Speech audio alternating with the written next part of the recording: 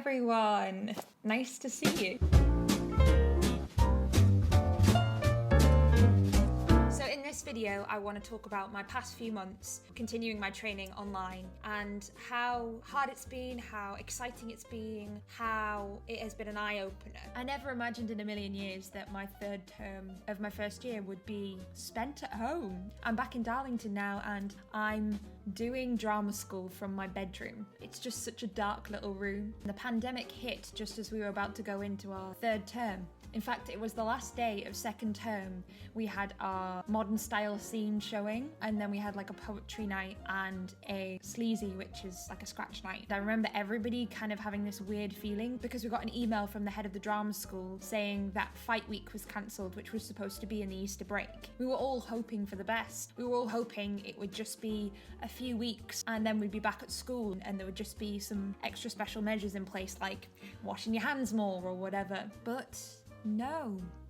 Here we are 3 months later and we're still in some form of lockdown. I was so apprehensive about moving online. Being pulled out of that atmosphere of doing 10 till 9 every day and having that sparky energy and like feeling inspired all the time and being exhausted but pushing through and having that environment to then come back to your hometown and trying to bring it here is really strange. We've been doing our online training for about 2 months now. The first couple of weeks were insanely anxiety inducing.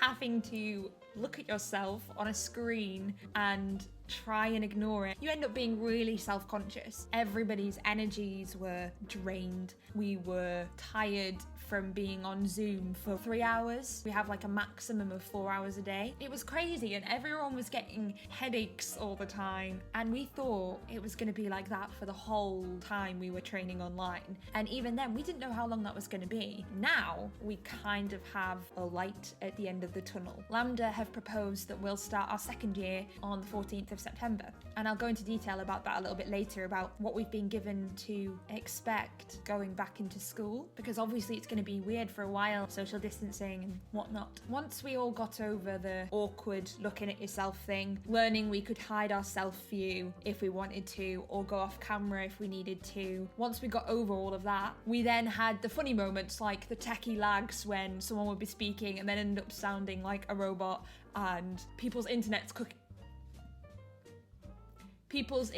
cutting out. Like mine has been terrible and it's so frustrating, and at first it would stress me out to hell, but now it's just a normal thing and everyone kind of just accepts it. There was always the, are we on Teams? Are we on Zoom? Where can I find the Zoom link? How am I going to get online for my lesson? I mean, it still continues. I feel like I've got like a mini me that lives in my computer and I'm actually detached from that. She just seems to like do all the work for me. I'll come to the end of a week and I'll be like, did that happen? When did this happen? What class was that? And just completely have no conception of time at all. I mean, I think lockdown kind of brings that on anyway in itself. We're doing so much less time training than we were when we were in the building, but I feel like doubly tired. It's been tough. Oh, and of course I can't go without mentioning the beautiful moments where you would utter your most probably profound words you've ever spoken and bam, you're on mute. It literally is so tragic.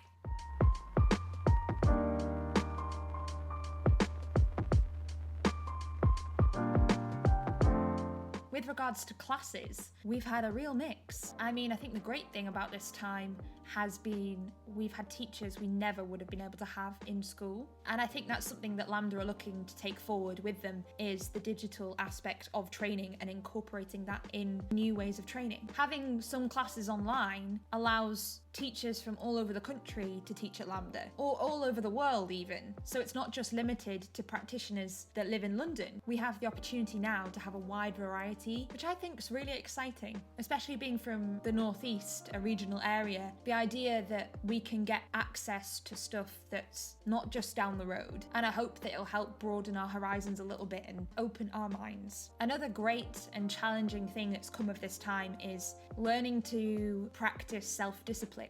Obviously, when we leave our training, we'll be on our own and we'll have to do our voice exercises on our own, keep up our practice, do movement, you know, all these things that we get for free. Well, we don't get for free, but we take for granted perhaps the stuff we get every day while we're in training. We obviously won't when we leave. Even though we're in our first year, it's been great to start to implement that self-discipline and find out what's best for you and how you work. We've been working in quite small groups online, groups of 5 mainly, maximum of 10 at the moment. And although that it seems slightly strange going from groups of 15 mostly to smaller groups, it's been great to get more one-to-one attention from the teachers, and they can also be more aware of how we're progressing.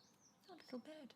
Whereas before, for example, in a voice class, there'd be 15 of us, you may not get round everyone or be able to focus on someone individually. Whereas now we actually get the opportunity to have a little bit more, you know, individual attention and more feedback, which is important for moving forwards.